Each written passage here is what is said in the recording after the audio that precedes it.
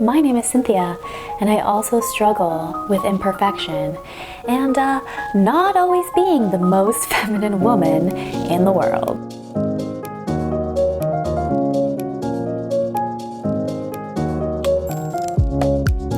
Hello, lovely feminine women. Thank you so much for being here, for tuning in to another video. And this one is going to be more personal. I'm going to add it to the Coffee and Chat series, as well as the Femininity series. And if you aren't familiar with what Coffee and Chat is on my channel, it is essentially where I drink a coffee or a tea or whatever, but that's not the point. But it is a series where I talk about touchy subjects and I kind of pour my heart out to you, which is the premise of this video essentially. I am going to share with you some of my vulnerabilities, some of my weaknesses, and the areas where I am lacking in my femininity and where I'm actually trying to grow. I know I talk a lot about the experience that I've gained as a former Miss Canada through my marriage and my other femininity journeys in life that have brought me to the point where I am today, where I would consider myself a pretty feminine woman and thriving in my femininity. However, just like any human being on earth, I am flawed, and there are some ways in which I am not that pleasant.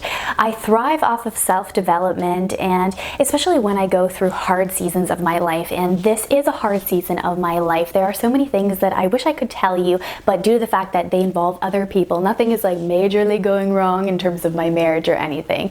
Nothing like that, but just because this hard season encompasses a variety of people, I cannot talk about it until it is over. And top that all off with my fertility issues that I'm going through, it really makes for a struggling time. But that being said, when I am in difficult seasons like the one I'm in right now, I often take this opportunity to grow as an individual and to kind of have a check-in with myself. Which qualities can be improved so that the next time there's a hard season that comes into my life, I can be a better prepared feminine woman to deal with these things. And I do think that femininity has a lot tied to it with resilience. Mainstream media tends to portray this feminine woman as a weak damsel in distress, but femininity is so strong because when you align yourself with femininity, you are truly living your most authentic life. And when you are living your most authentic life, you build confidence. And when you build confidence in who you are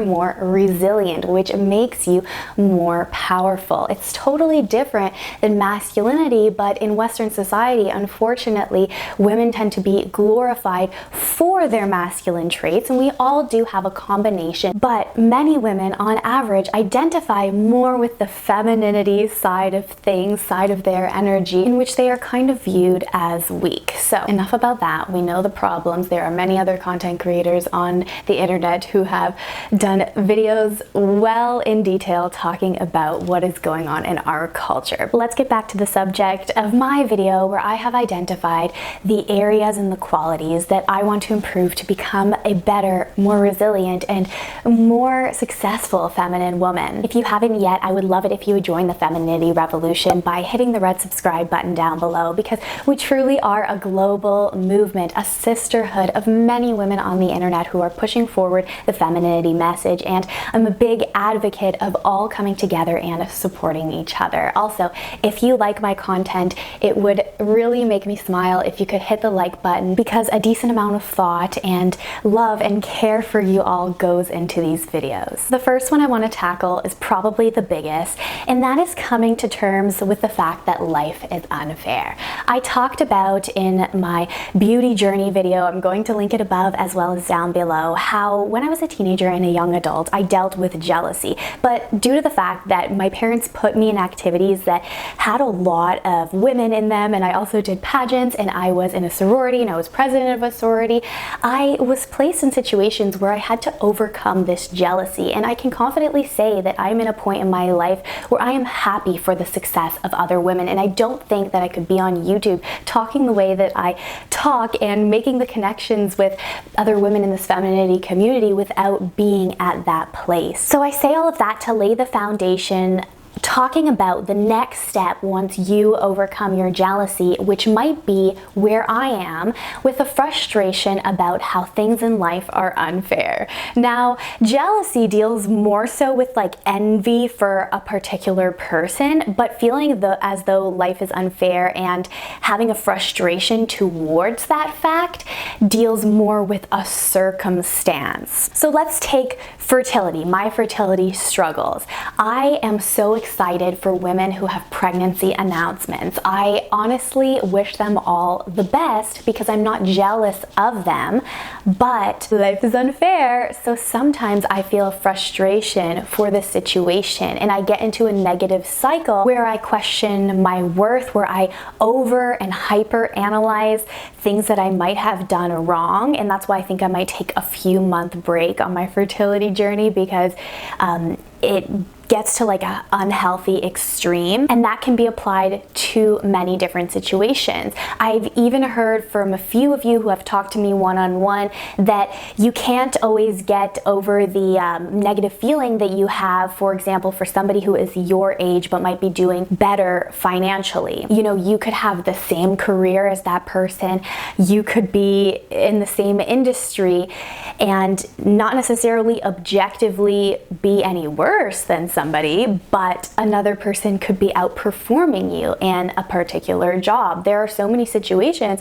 that come into our life where we are faced with this dilemma on almost an everyday basis. So that is really something that I am working on. And it really is this weird thing to overcome, because at the same time you are happy for a person and what they have, but you feel sadness for your own situation. Okay, moving on to another struggle, but perhaps not as intense, and that is a little bit of an inability to be grateful for the small things. This has served me well, which is going to tie into my next point, but throughout my academic life and in my like endeavors and pageants, for example, being somebody who was always chasing the next best thing or the next goal, being like, okay, I reached that milestone, now it's time to immediately move on, not waste time to the next thing, caused for me to create this habit and this mental state that didn't allow me to relax and enjoy the simple things in life. And now that I am a housewife and I am at home, enjoying the simple things is something that I really have to focus on in order not to feel burned out in my role as a homemaker. And some people might say that this is an indication that I should not be a homemaker, but it's totally different from understanding your life purpose. Just like people get burned out in jobs. My mom was a teacher and she did spend time being a homemaker as well. If you watch my Q&A video, you'll know more of the context. But apart from her time as a homemaker, she felt that being a teacher was her life calling to an equal degree. However, she went through burnouts of a couple months when she was in her career because she viewed her career in this fast-paced way, always trying to achieve the next milestone rather than focusing on the day-to-day activities of teaching. And this is something that she shared with me, so I can confirm it. And why do I think that this can also affect your femininity? Because being feminine has an element of living in the moment. Now, this doesn't mean that you are irresponsible and you don't prepare for the future, but truly feminine women who embrace their sensuality and they're able to live a more vivacious life are able to live in the moment. So I'm going through like some psychological tactics to be able to appreciate the small things and to live more consistently in the moment, which has also greatly improved my anxiety. But if you have some extra tips in my struggle journey with this concept, let me know down below. Next up, I want to talk about my sometimes inability to handle criticism, which is negative on this YouTube channel, because even though I put filters on here and I have a few filters on TikTok, I still get a decent amount of criticism. And of course it feels more so largely proportional in comparison to the positive criticism, but I would say there's 98% positivity,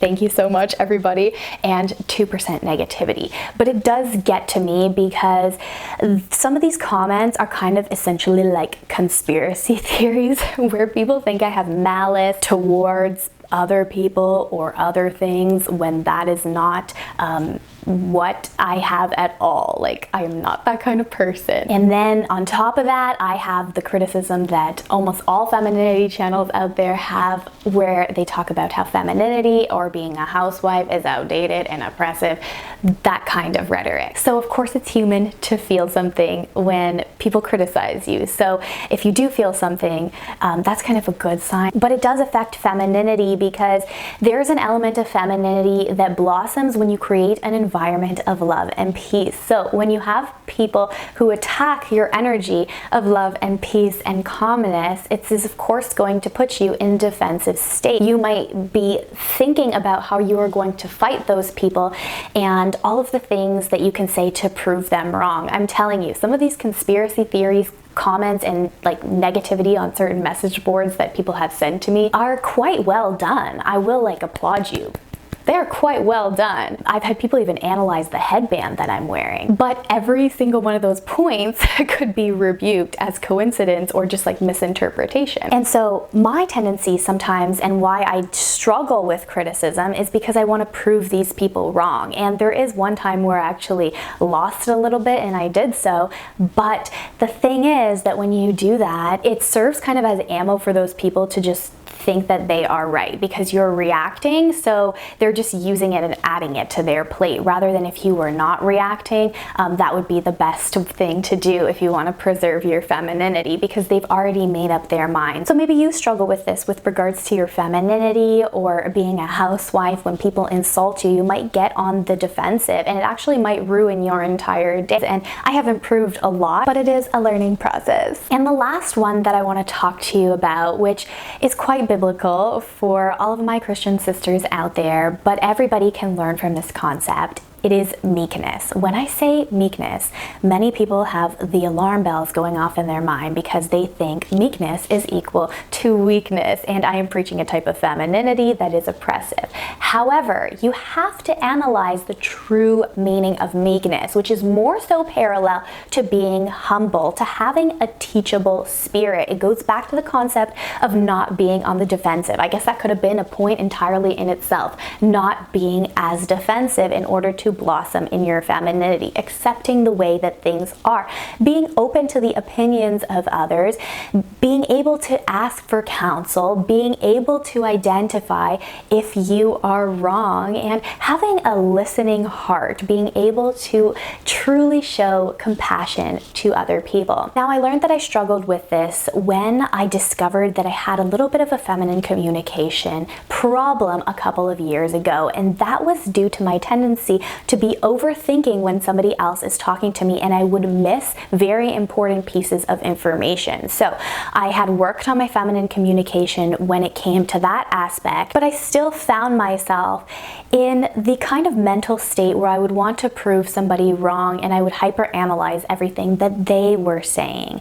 And a few times this caused me to be on the brink of actually ruining relationships with important people in my life. So what I've been focusing on is having a meeker spirit and trying to see what I could learn from every single person, even if I don't agree with them. This is going to help you flourish in your femininity, because it is going to create this openness, this ready to receive, and when it comes to the positive energy of other people, rather than if you are away from meekness, you are not going to be able to be as teachable, because you're going to be like in a negative energy state, not focusing on the positive of what we can learn from everybody in our lives. If you have any suggestions for me as I grow in my femininity with regards to these things, I appreciate it so much. Now, if you liked me doing this more authentic style video, I would love it if you would hit the like button, because it took a little bit of effort to be able to just open myself up to you with regards to my weaknesses, because my tendency is to only come to you with information once I have mastered something. And I will see you next time. Bye-bye.